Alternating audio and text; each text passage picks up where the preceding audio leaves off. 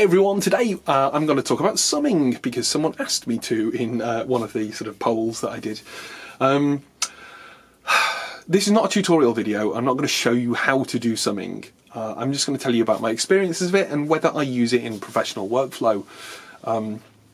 So what is summing, analog summing? Very briefly, the idea is that instead of doing a mix in your digital audio workstation, stereo output, you would output maybe 4 stereo pairs or maybe 8 stereo pairs or something like that. Usually stereo pairs, you can send mono signals as well. But the idea is that you send everything out of different outputs and then you add that together in a mixer. Be that a buffered summing mixer, be that a passive matrix summing mixer, or a desk, maybe a cheap desk. You know, like you can get incredible sounds out of using some really really cheap gear, so it's worth giving it a go. I think the Noise Floor AV, Brandon, did a really good video on the Ramser, so that's worth checking out. I'll try and put a link in the description.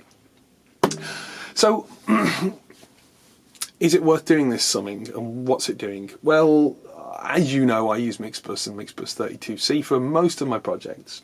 Projects that I inherit or I'm halfway through or working with other people on who might demand I use Pro Tools or whatever, I'll use another workstation, Ableton Pro, whatever.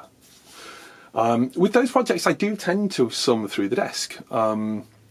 It's slower, but it generally gives me a better approach to the mix because I don't need to mess around so much with saturation on buses and things.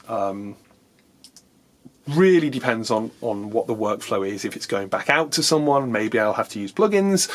Maybe it's plugins that they have and I have, and you know, it's all about working out how you can replicate that on your you know, your assistant engineer's system, etc., etc. But the thing to keep in mind about summing is that if you do your mix through the summing mixer, then you're going to probably get to where you want to be faster. If you do your mix and then try to sum it, you're not going to get the full benefit from that because you'll have already tried to do all that transient control that the summing mixer is giving you. You'll have already tried to do that in the box. And again, it comes back to Mixbus has that already, so I'm just doing that as I go, and mixes just gel quicker. Is it going to make your mix sound better? No. Is it going to make your mix quicker? Probably. Is it going to make your life harder if you're doing analog summing? Absolutely. Yes, it will make your life harder in terms of bouncing off mixes and making sure you maintain your summing mixer, whether it's a modern, you know, 1U rack or big old desk like this. It's fun though.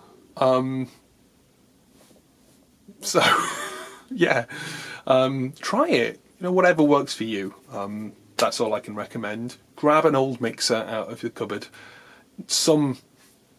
a stereo pair of all the music, a mono vocal, and that's all you need really to start feeling how it works.